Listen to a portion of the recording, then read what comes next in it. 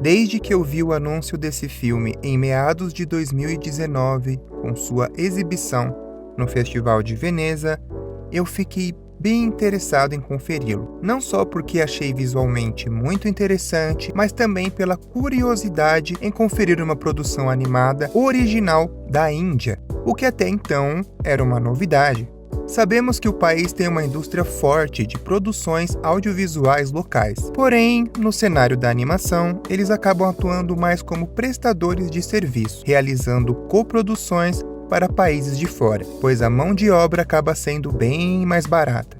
E segundo relatos da própria diretora, conseguir financiamentos para uma produção animada autoral não é tão simples e comum como em produções live action. Por conta disso, ela inclusive teve que recorrer à coprodução de uma produtora francesa. E por conta desse ineditismo de um filme original que possui muitos aspectos da cultura local, que eu fiquei bem contente quando descobri que Bombay Rose tinha conseguido distribuição no catálogo da Netflix, pois o seu alcance poderia ser bem mais amplo, fora o fato do filme ter sido listado na pré-lista de candidatura do Oscar de Melhor Animação em 2021. Mas, infelizmente, a plataforma não teve tanto cuidado em promover o filme para que ele pudesse ser indicado. Inicialmente previsto para lançamento em dezembro de 2020, o filme acabou sendo adiado para março de 2021, no Dia da Mulher, uma data simbólica, pois cerca de 40% da produção do filme contou com a presença de mulheres, além de ter sido dirigido por uma, claro. E por conta desse snob que o filme acabou tendo na temporada de premiações, que poderia muito bem ter substituído um outro longa animado que foi indicado, e sua falta de divulgação, que faço esse vídeo em sua homenagem, pois trata-se de um projeto bem peculiar e com um visual bem único. Bombay Rose apresenta várias histórias paralelas que se conectam pelo acaso. Numa primeira instância, podem parecer um pouco sem foco, mas uma vez que você se permitir ter paciência com a não linearidade do filme, vai ter uma experiência bem satisfatória. Desde os segundos iniciais, o filme cativa com belíssimas pinturas que compõem a direção de arte e te imerge naquele bairro movimentado, quase como se o espectador fosse um morador dali, adotando como linguagem recursos como cortes e transições de objetos que sobrepõem a tela, e junto a essa ambientação, uma avenida comercial com carros e comerciantes andando para todos os lados, cruzando as ruas. Através disso, a diretora contextualiza cada personagem que estará presente em cada uma dessas locações. Então, mesmo que a montagem oscile de um ponto para o outro durante sua rodagem, é possível se manter investido nessa singela e bonita história, que apresenta um íntimo e delicado retrato da cultura local, em contraste de momentos mais contemplativos, com tomadas subjetivas que, segundo a diretora, diz muito sobre as observações pessoais de seu cotidiano nas ruas de Mumbai. Uma das minhas sequências favoritas nesse sentido é uma cena onde uma abelhinha se esconde em uma rosa e você acompanha o trajeto de uma personagem pelas ruas, do ponto de vista da abelha. E essa rosa acaba sendo o fio condutor de todo o núcleo de personagens apresentados.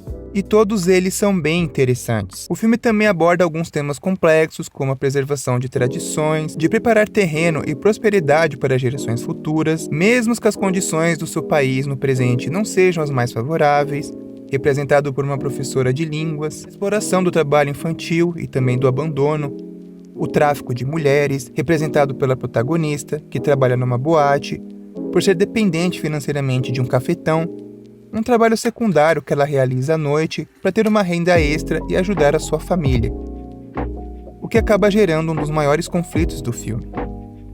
A imigração causada por segregação religiosa, representado pelo personagem muçulmano Salim, da importância dos estudos, representado pela irmã mais nova da protagonista, e em meio a tantos temas pesados, o filme encontra leveza numa história de amor, que se desenvolve num ritmo bem calmo, além de umas intersecções abstratas que elevam a experiência para algo ainda mais íntimo e envolvente, quase que num tom fabulesco.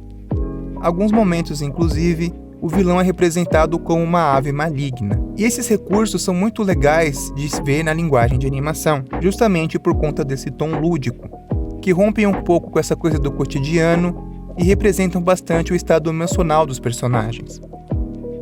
E tudo isso é feito com uma riqueza de detalhes impressionante. Todo o cuidado que a diretora teve em conectar todos esses personagens em uma única história é o que faz eu admirar bastante ele, pois pelo menos na minha visão isso não soa bagunçado. Por mais que o filme seja vistoso visualmente por conta da beleza da animação, tudo é contado através de pequenos gestos. Uma troca de olhares, a gestualidade dos personagens trabalhando, dançando, indo ao cinema, ficando com ciúmes.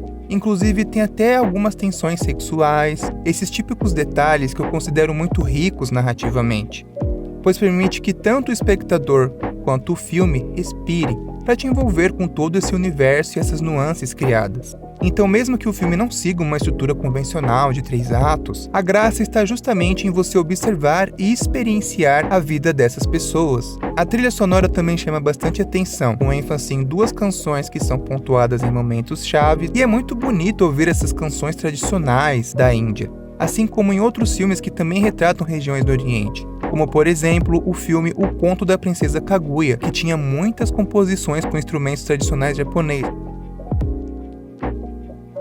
Em termos técnicos, o filme foi todo pintado quadro a quadro com a técnica de animação 2D digital, emulando pinturas a óleo no Photoshop. Estética que também esteve presente num curta da diretora, realizado em 2006, chamado Printed Rainbow, exibido no Festival de Cannes. Mas o curta em si foi feito pelo método tradicional, com pinturas reais mesmo, já que foi realizado apenas pela diretora. Mas como o longa contou com uma equipe, eles tiveram que migrar para esses traços digitais, mas o resultado impressiona por ser bem fidedigno a essa proposta manual de pintura, mantendo bastante as texturas das pinceladas, mais ou menos como a gente vê naquele filme do Van Gogh, ou também em alguns trabalhos do animador Alexander Petrov.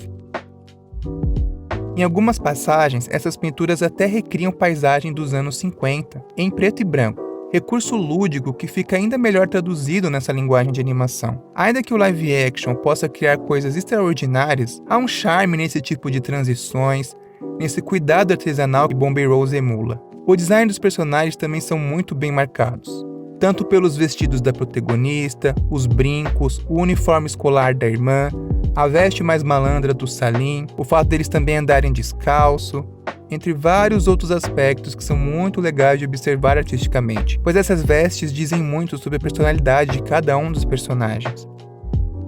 O filme acaba tendo uma resolução um pouco simples, dado alguns conflitos mais pesados que ele apresenta, que não condiz muito com a realidade do país, infelizmente, pois colocando numa realidade mais factível, não seria mais tão simples assim. Mas como eu mencionei no meu vídeo sobre Luca, essas resoluções um pouco mais simples, eu encaro como licença poética para encerrar o filme num tom mais otimista, pois ele não deixa de retratar temas pesados durante seu desenvolvimento. E como dito antes, o filme estava na pré-lista para tentar uma vaga no Oscar de Melhor Animação nesse ano de 2021. E eu fiquei bem descontente com a sua ausência, pois uma indicação poderia ter alavancado um pouco a sua popularidade, já que eu não vi ele sendo muito comentado, não. E também pelo fato de ser uma animação inédita, voltada para um público mais adulto. E quando uma animação tão inédita assim marca presença na categoria, eu sinto que ela fica bem melhor representada, com a variedade de estilos e temas que se pode construir dentro deste meio. Então eu torço muito para que a diretora venha produzir mais trabalhos animados do futuro. E quem sabe ter o reconhecimento que já poderia ter tido com este projeto, que eu considero até então um dos filmes mais bonitos que eu assisti em 2021. Então, caso vocês ainda não tenham assistido, fica a minha recomendação, pois ela está no catálogo da Netflix e é uma produção que não merece ser perdida. Vale muito a pena dar uma conferida e conhecer um pouquinho do cinema animado da Índia. Esse foi mais um episódio do Retrospecto Animado e eu espero que vocês tenham gostado. Vamos ficando por aqui e até a próxima!